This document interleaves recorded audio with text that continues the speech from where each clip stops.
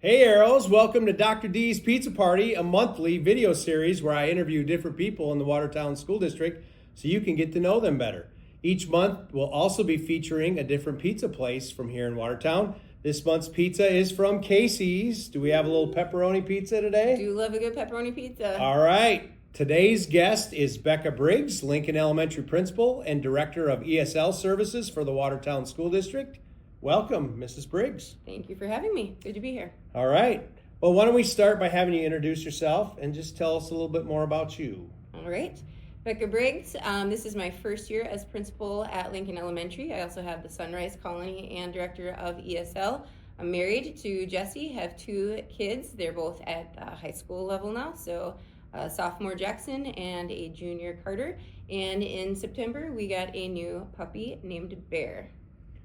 Ooh. Yeah, big deal. That is a big deal. Yep, we're almost empty nesters, so we had to get a puppy to, really go on walks with. And All right. So tell us a little bit about what brought you to the Watertown School District and what you were doing prior to coming here and working in Watertown.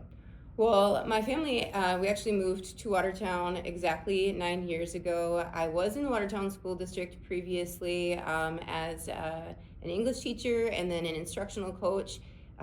Left for a couple years to become the principal at Immaculate Conception Catholic School in town, and then just returned because I just thought the Watertown School District was following their path and really believed in that path and knew that it was a good plan of action for me, great for my career, and I love English as a second language. That is kind of what I identify as my area of expertise in education. And so when that became available, I had already worked with Lincoln Elementary a lot in English as a second language, and I just thought that would be a really great fit for my career path. All right.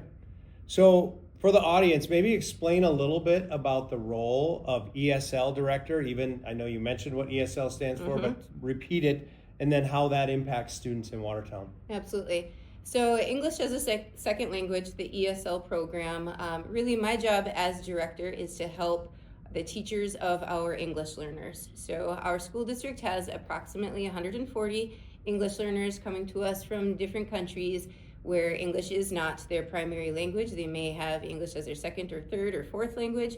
And so my job is to really help the teachers understand the curriculum that they are using to help those students learn English proficiency, guide not only the English learners, teachers, but also our classroom teachers, and also just manage all of the requirements of the program. So the Department of Ed has many requirements, forms, all of those processes that we need to make sure are in place. So we're following all of those guidelines. So it's a matter of organizing and really helping our teachers understand who our English learners are. Okay. And I know one question I'll get asked from time to time is, do we get extra funding for our English as a second language students, and they are identified by a test, correct? Yep. And then the state changed our funding formula probably over 10 years ago where in a per student amount we get for each student, we actually get 1.25 for our English as a second language identified students, which then helps fund the programming. So just a little nugget for the audience there. Yep, absolutely. So you just described a lot that you have to do for that role. Tell us how you balance the role of being, you're still the Lincoln Elementary principal, but then you have all those ESL duties. How do you make a balance of those?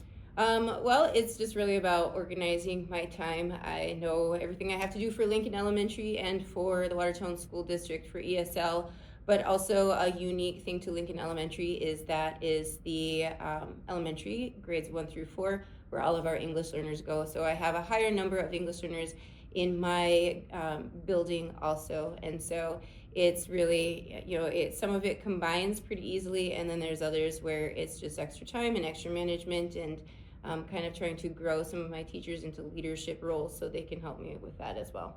Okay. And I know that you have a little bit of an interesting path. You didn't maybe start out as a teacher, correct? But you got into education a different way. So maybe talk about that interesting path that you had to becoming an educator. Absolutely. So I actually got an English degree from SDSU and started my career as a technical writer for Daktronics. But my husband and I moved to Huron in 2005, and there were not opportunities for that. So I actually got hired into Huron High School as the principal's administrative assistant. So I was Terry Nebelsick's administrative assistant with a college degree, loved English, and he was like, "Hey, what are you doing? This is you need a different path." And so I ended up getting my master's in education. So I became an English teacher, got my endorsement so I could lead the English as a second language program for the high school. And then we moved to Watertown, where I thought my path was going to be director of ESL in Huron someday. Moved to Watertown, no such thing here at the time. And so I got my admin degree from that. So while I was teaching here, being instructional coach, then I got my degree in administration. So I started as an administrative assistant. I actually worked as a paraprofessional while I got my master's, became a classroom teacher, and now a principal. So someday, superintendent maybe. There you go. There you go. I know a guy. That is kind of a, a lot of times people dream of being a teacher. When we interview teacher candidates, they'll say, "Oh, I knew from the moment I was in first grade that that's who I wanted to be or what I wanted to be." And so I'm always fascinated by people who take that different route. Yep, absolutely. About becoming an educator. I will say my route, I think, really developed who I was as an educator because I had so much experience with the background of everything that had to happen for the school, but also as a para, I was able to go into classrooms and learn from all of the teachers, learned all of the great strategies, paid close attention to that because it was an interest to me. So that definitely helped me in my career. Oh, very good. Well, tell us a little bit about some outside of work. So what kind of hobbies do you have? I think for a lot of years my hobbies were school, educating, getting, furthering my degrees. And so you kind of just get into this mode where you're reading all sorts of educational books and spending all your extra time doing that. And so more recently, it's just spending time with my family. My husband and I go for walks every night. I hang out with this new dog that we have. Our boys keep us pretty busy with their sports and running them around. So it's really just the family life is my hobby now. Yeah, I think I've seen the out walking. I don't know if I've encountered the new dog yet, so lucky me, I guess. Someday. Yes, someday. To kind of wrap up, tell us one thing about you that those of us who work with you might not know. Something, kind of a nugget about Becca Briggs that we don't know. One thing that maybe you wouldn't know about me is that growing up, I was extremely shy. I was scared to death of getting called on by a teacher. I did not want to be seen. I didn't want to be heard. And that was part of the reason why I loved all my English classes, but I did not intend to become an English teacher because I was so shy. So it wasn't until really college and after college where I figured out I'm actually much more of a people person than I ever would have expected, completely changed. And now, instead of being scared to talk, I love doing public speaking. Professional development is one of my favorite things. And so I don't know that anybody currently would consider me to be a shy person, but up until adulthood, I really was pretty shy. All right. Was there anything else you'd like to tell us about either yourself or the job that you have here in Watertown? I'm just really happy to be here. My career has taken me in all sorts of places that led me to really great experiences.